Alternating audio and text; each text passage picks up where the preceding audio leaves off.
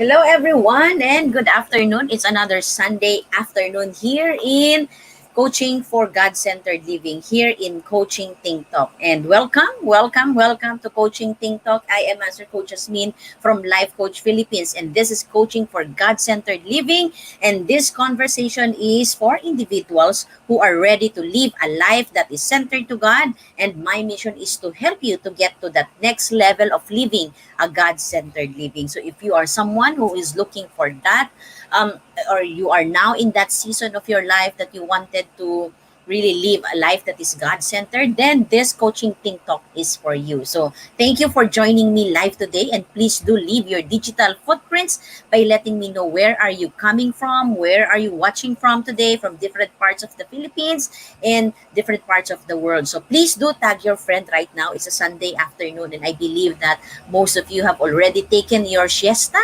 your rest. Okay, so tag them right now and let them join us in this afternoon as we talk about be joyful. Today, in this time of uncertainty, we all need to be joyful. We need to have a different taste, right? A different perspective, a different face right now. So let us be joyful. That is our topic for the day. So please do share this to your timeline and help us circulate this video to help reach more individuals who might be in need of to be joyful today, right? So you may also give some shout outs to the people you want to greet. Kunyari, my birthday, my anniversary, you wanted to greet them right now in the chat box. And at the same time, they can join you as well in this afternoon for more learning. So if you are watching this also on a replay, please do comment hashtag replay because I am streaming from FB page of Life Coach Philippines and YouTube channel Coach AI Connect. So if you are new to our platform, please like,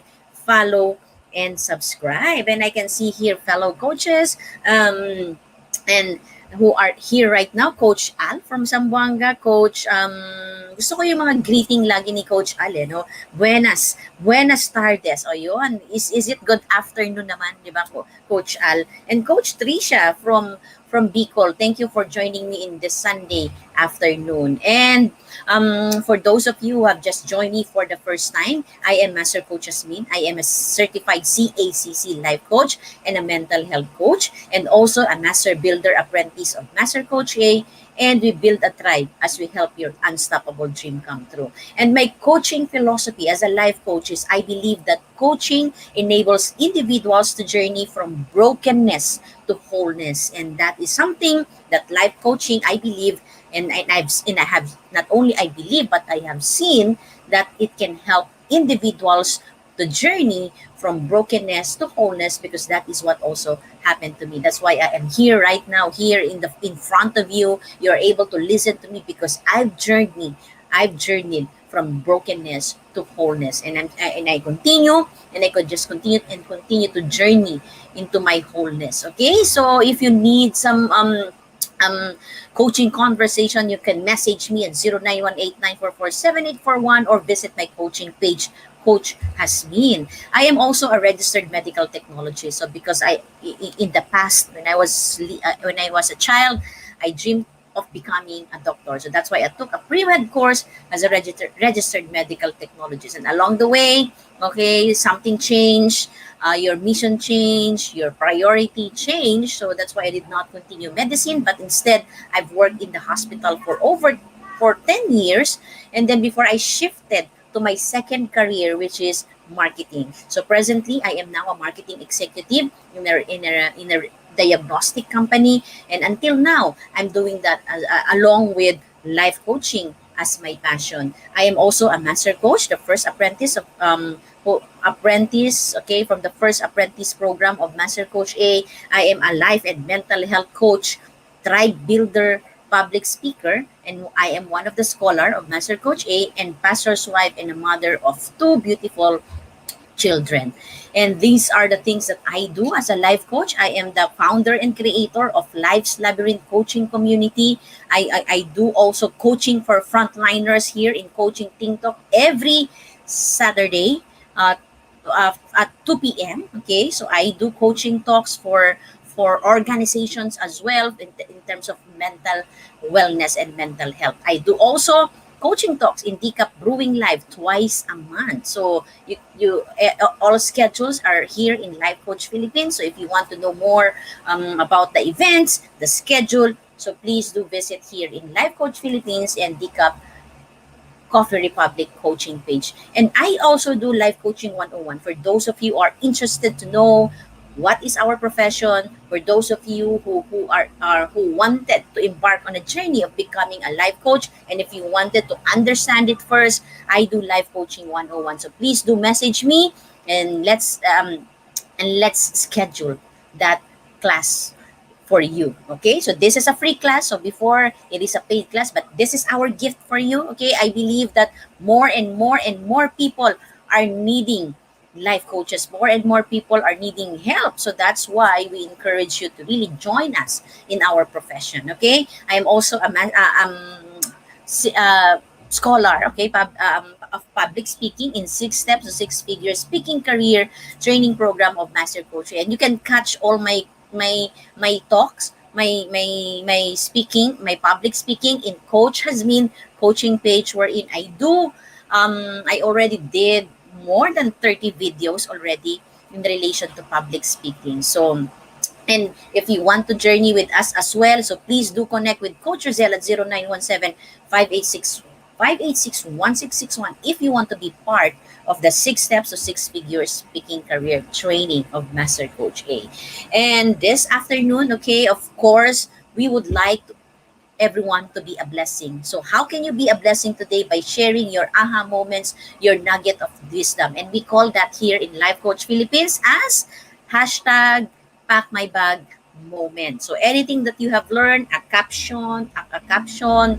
quote, okay, any learning, share it in your timeline so you can be a blessing. You know what? This hashtag pack my bag moment have blessed a lot of people already. And in fact, most of our life coaches started becoming interested with life coaching because of hashtag pack my bag moment, and there's a lot of opportunities that is opening as well because of that hashtag pack my bag moment. So please do share your hashtag pack my bag moment, and you could be one of the one of the many people who can bless someone today. And don't forget to put in also the coaching ting talk so that you will have a reference on where did you get your hashtag pack my bag moment. So are you ready? Are you ready to get started, to be joyful this afternoon? So let's talk about God-centered. Okay, so this all about asking ourselves, are we living a God-centered life or are we living a self-centered life? So here in coaching for God-centered living, so this is not about religion, this is not about a church where you belong to, but this is all about your personal relationship with God, whom you know. Okay, so and most of the resources that I use here are coming from the scripture and how we can align it into your daily living. So hello, Coach Pichi. So we miss you, Coach Pichi. Thank you for joining. Coach Rizel, thank you. Ayan, nagtatawag na si Coach Rizel ng mga tribe learners natin for this afternoon. You know, okay, so don't miss this episode because today, this afternoon, magiging joyful lang tayo. Let's be joyful, okay? So maging masaya lang tayo because, you know, the week, okay, we are entering another week. We are entering another week and it's a good fuel. It's a good jump start for another week for us to be able to be joyful and be joyful. Today, choose joy. Every day, choose joy. Every day, be joyful in hope because it's always a perfect day to be joyful. Be thankful, be grateful, just be joyful. Okay? So because it is a choice. So nobody will give that to you. Nobody can take it away also from you because joy is something that you cannot joy is something that is within you. Okay, it's a choice to be joyful every day. So hello, Leonard, thank you for joining me. So you know, it is the will of God. It is the will of God for each and every one of us to be joyful. In fact, he says that be joyful always, pray continually, give thanks in all circumstances, no matter what is your situation, no matter what is circumstances is, just be joyful.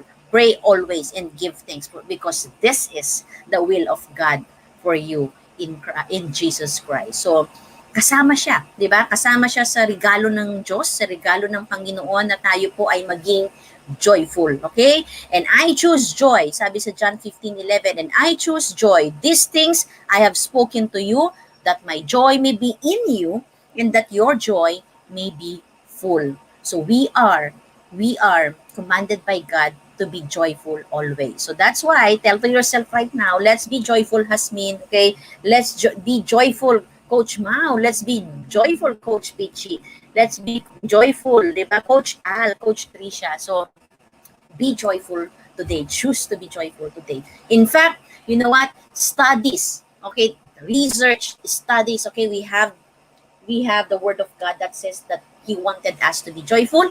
Meron ding studies, you know what? Science also prove, okay, that we need to choose to be joyful because study shows that joyful people have less chance of having a heart attack. Oh, di ba? So, kung gusto mong ingatan yung puso mo, kung gusto mong hindi ma-heart attack, okay?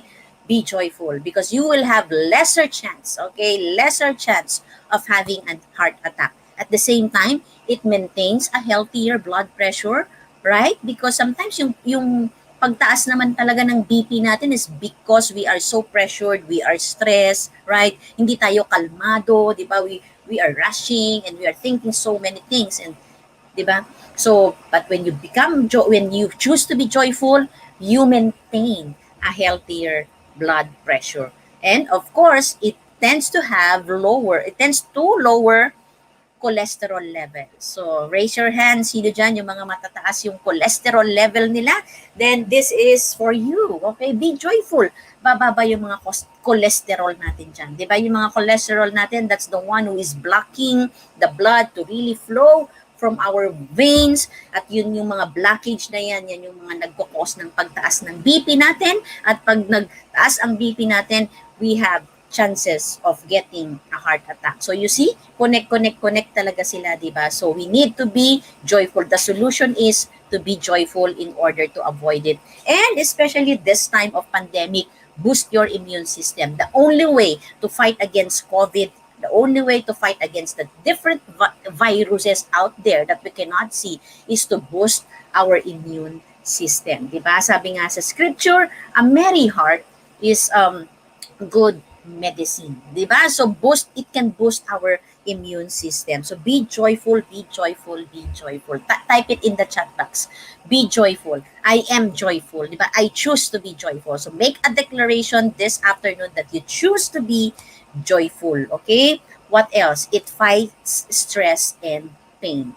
So if you don't want to drink any medicine, if you don't want to drink any medication, it fights stress and pain. Just be joyful. And of course, it improves our chance of living a longer life. Just imagine, wala ka nung listahan na ito dito sa taas, definitely, you'll have a bigger chance of living a longer life. Longer life means longer life to be with your family. Longer life means longer time to spend doing your passion. Longer life means longer days for you to be able to serve your purpose and your mission. And the key here is be joyful. And that has been proven by science, that has been proven by research and studies. Ayan, nagde-declare na sila. They be joyful. I will be joyful. I choose to be joyful. Diba?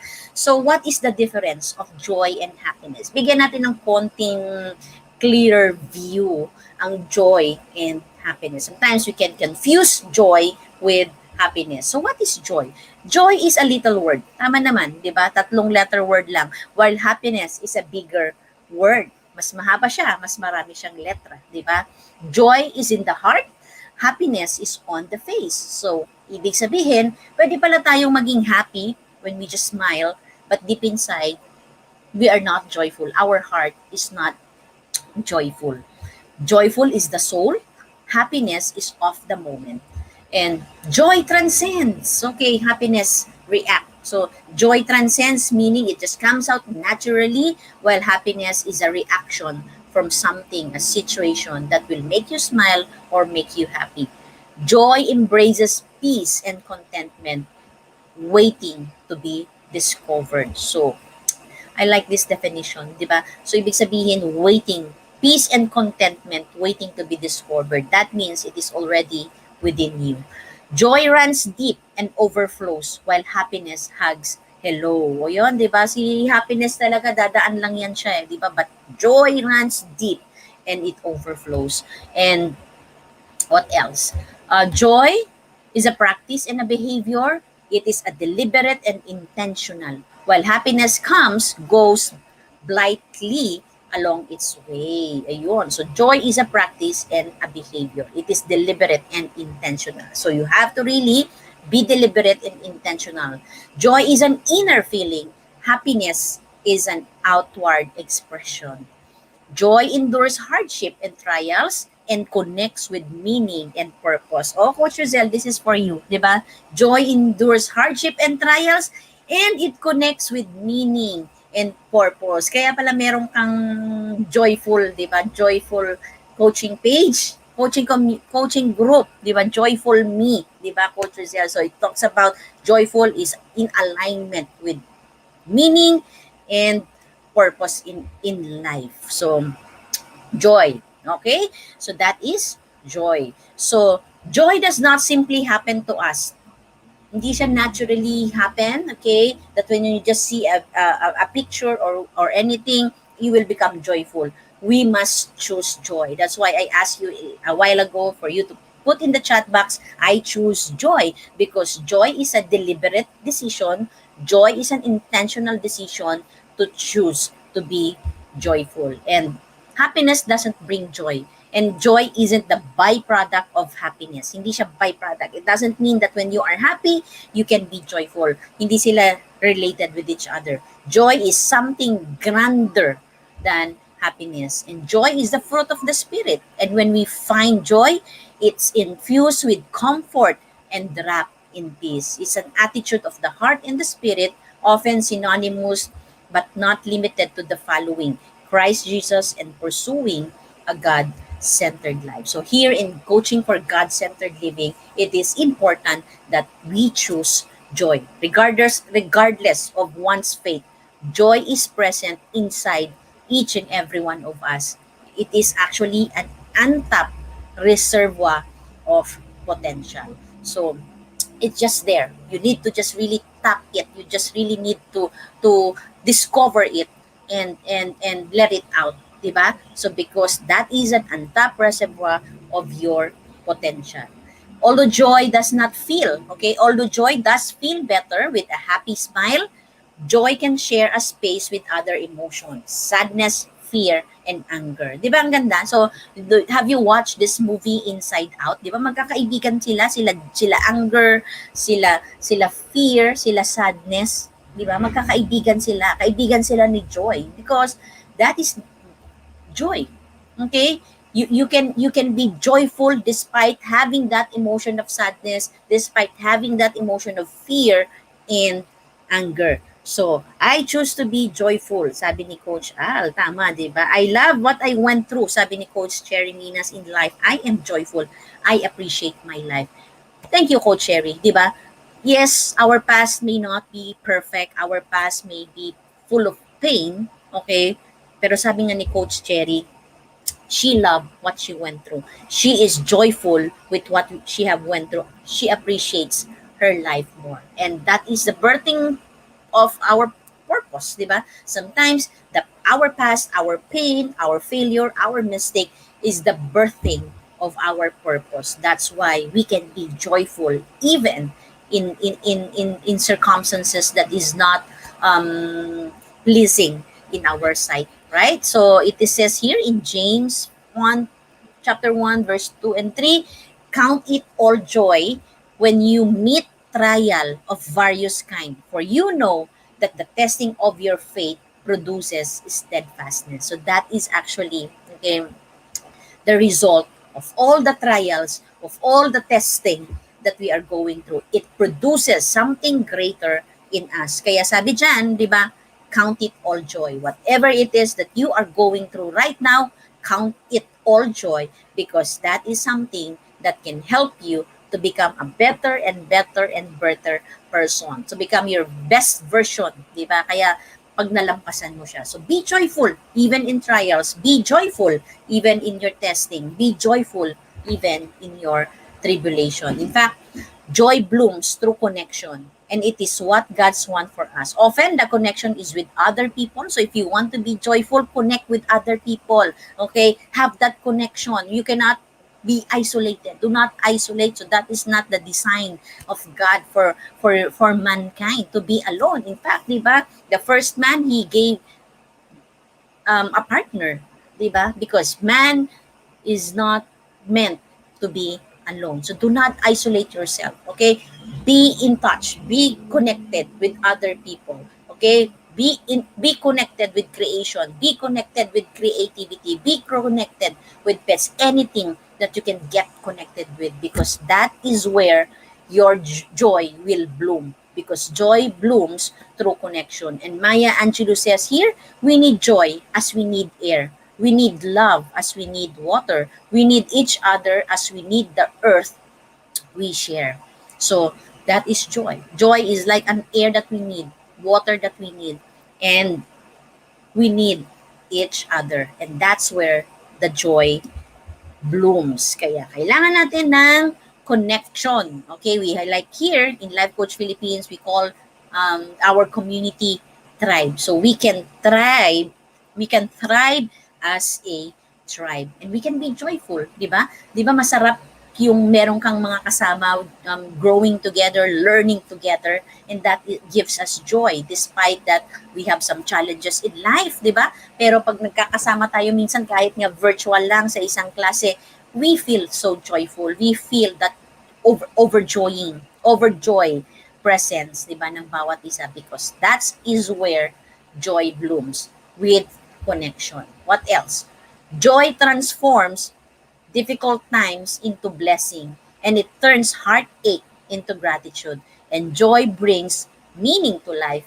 It brings life to life. So that's how joy is being developed. It can transform, okay? If you are in your most difficult time, okay, choose to be joyful because joy can transform that difficult times into blessing and that pain in that and that heartache into gratitude. I love what Coach Cherry said, di ba? I love my sabi ni Coach Cherry dito, no? Dito papasok 'yon. Yung shinare mo, Coach Cherry. I love what I went through in life. I am joyful. I appreciate my life. You can be grateful despite those heartaches, despite those difficult times. And that can be done, okay? That can be turned into a blessing, into a gratitude and appreciation once you choose to be joyful. Sabi ni Max Lucado here, he said that I choose joy. I will invite my God to be the God of circumstance. I will refuse to see any problem as anything less than an opportunity to see God. O, di ba? Napakatapang na declaration. I refuse to see any problem as anything less than an opportunity to see God. So, in fact, I will often hear this to Master Coach A, di ba?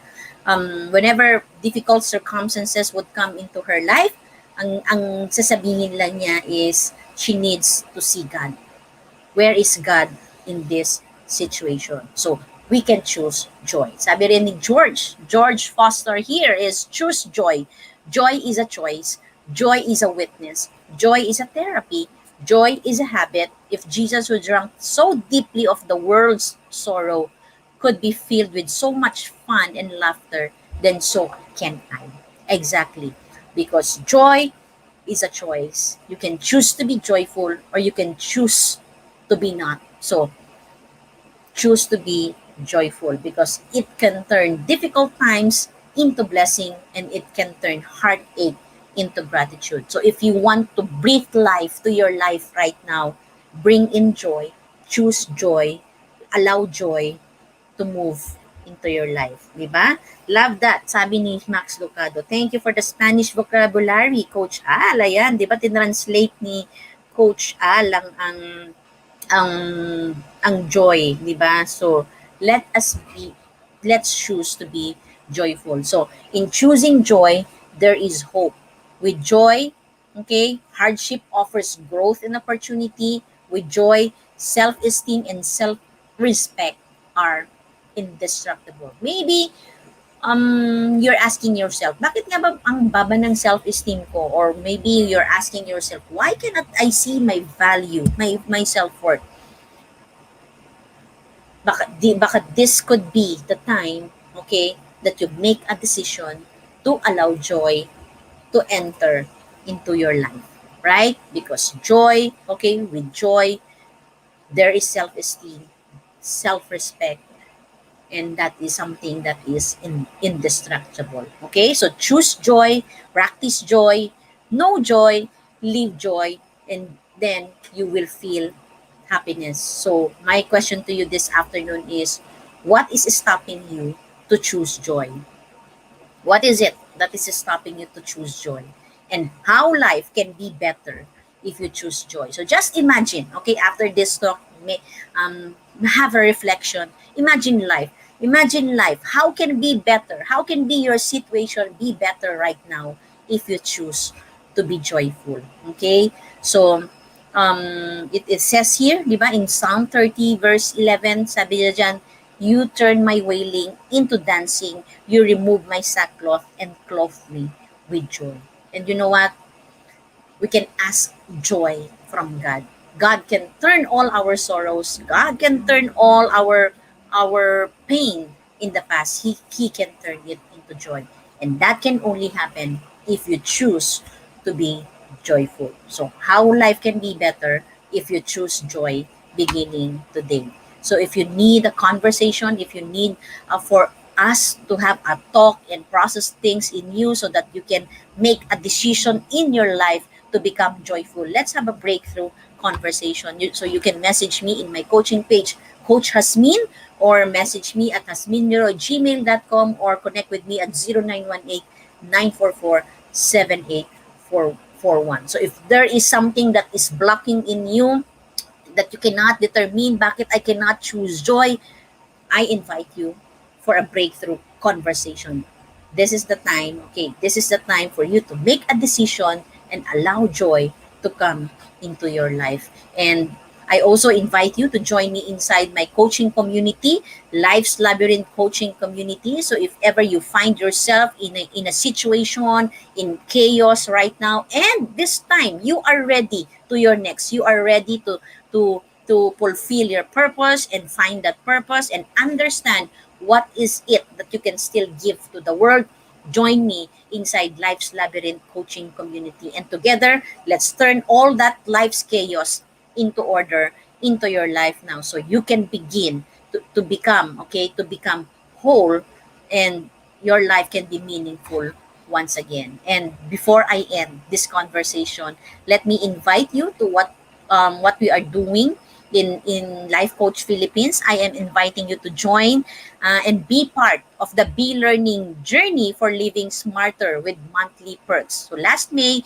Master Coach A launched the Be Learning Society, the tent maker of Be Learning Home for Mental Fitness, and Decaf Coffee Republic is hosting the Be Learning e-card that unlocks opportunities to smarter living with monthly perks. So the first perk that you can get is the 5% food and beverage discount from Decaf Coffee Republic. And second is the Mental Model Masterclass by Master Coach A, which is happening every third Saturday of the month. And the third perks is the 90 minutes coaching session with senior coaches from Life Coach Philippines. So all this you get if you avail the Be Learning e-card. And for this month, we are so excited to announce, and we are so excited to attend the Mental Model Masterclass of Master Coach A, scheduled on July 17, 7 p.m. She will teach us about 80-20 mental model mastery. So learn the mental models behind the 80-20 rule. I know you are familiar with that. You've heard it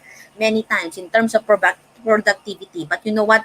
There's more in the 80-20 rule. So you will discover how you can how can you apply it in almost every area of your life and accelerate your success. So remember the keyword accelerate your success. We all want that, right? We all want an accelerated success. So learn with us, join with us in July 17, 7 p.m. at Be Learning Society. Okay, the Mental Model Masterclass of Master Coach A. That is this Saturday, 7 p.m. Register now. Connect with Coach Rizel at 0917-586-1661.